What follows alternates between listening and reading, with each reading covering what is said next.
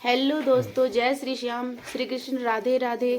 तो दोस्तों कैसे हो आप? आशा करती हूँ कि आप सब सही होंगे। मैं कोमल शर्मा आप सभी का स्वागत करती हूँ अपने चैनल स्टेप इन स्टाइल में। तो दोस्तों आज है विजया एकादशी और मैं उसकी आज आपको कथा सुनाती हूँ। तो दोस्तों वीडियो को लंबी ना करके करते हैं कथा आरंभ। युधिष्ठिर बोले, फागुन कृष्ण एकादशी का क्या नाम है? सो कृपा करके मुझसे कहिए। श्री कृष्ण बोले, हे राजेंद्र, इसका नाम विजया है। यह व्रत करने वालों को सदा विजय देने वाली है। पापों को हरने वाली उत्तम कथा को कहता हूँ, इसे सुनो। जब रामचंद्र जी ने वनवास के समय सीता और लक्ष्मण के साथ पंचवटी में निवास किया तो सीता को रावण ने हर लिया।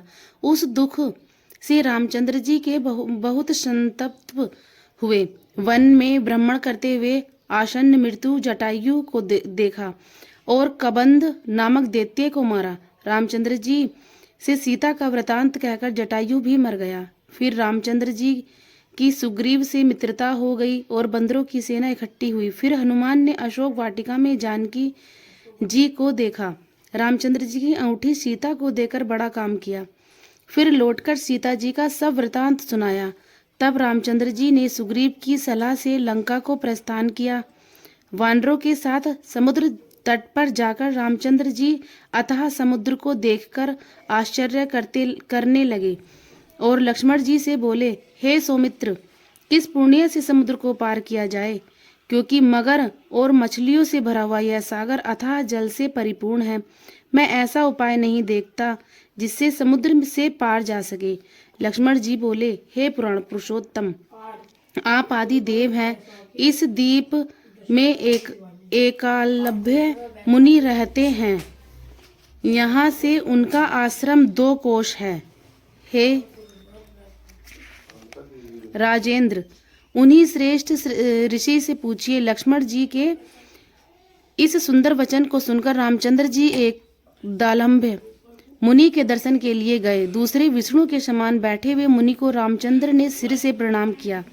तब रामचंद्र जी को पुराण पुरुषोत्तम जानकर मुनि यह समझ गए कि किस कारण से इन्होंने मनुष्य देह धारण किया है।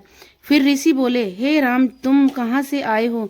रामचंद्र जी बोले, हे मुनि, मैं लंका जीतने को अपनी सेना लेकर समुद्र तट पर आया हूँ। आपकी कृपा से समुद्र को पार कर सकूंगा। आप कृपा करके उपाय बतलाइए। मुनि बोले, हे राम, मैं सब संतों में उत्तम व्रत कहूंगा जिसके करने से तुम्हारी शीघ्र विजय हो जाएगी और राक्षसों सहित लंका को जीतकर विशेष कीर्ति होगी। तुम एकाग्र मन से इस व्रत को करो। फागुन के कृष्ण पक्ष में विजया नाम की एकादशी होती है। उसका व्रत करने से तुम्हारी ही जीत होगी और वानरों समेत समुद्र को पार कर जाओगे। हे राम, इस व्रत की फलदायक विधि को सुनो। 10वीं के दिन सोना, चांदी, तांबा आदि का कलश बनवाएं। स्थाड़ित के ऊपर सप्त धान्य रखकर उसके ऊपर जल से भरा हुआ कलश रखें। उसमें पंच बल्लव रखकर कलश के ऊपर सकोरे में जो रखे उसके ऊपर सुवर्ण की बनी हुई नारायण प्रतिमा स्थापित करें। एकादशी के दिन प्रातःकाल स्नान करें। कलश के ऊपर नारियल रखकर नारायण की मूर्ति का गंध, धूप, दीप, अनेक प्रकार के दीप और अनार से भक्ति भाव से पूजन करें और दिन को व्यतीत करें। मूर्ति के सम्मुख रात को जागरण करें। द्वादशी के दिन सूर्य उदय होने पर नदी, सरोवर अथवा जलाशय के पास उस कलश को ले जाकर विधि पूर्वक पूजन करें। हे राजेंद्र, मूर्ति समेत उस कलश को विधान ब्राह्मण को देवे। हे राम, इस विधि से सेना समेत यत्न पूर्वक इस व्रत को करो, इससे तुम्हारी विजय होगी। इस वचन को सुनकर रामचंद्र जी ने विधि पूर्वक इस व्रत को किया।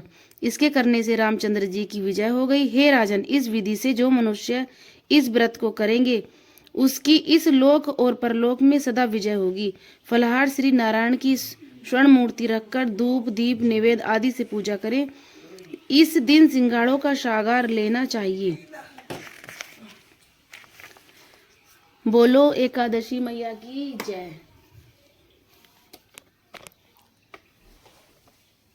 तो दोस्तों कहते हैं कि इस व्रत को करने से हमें विजय मिलती है। तो जय श्री कृष्ण, राधे राधे।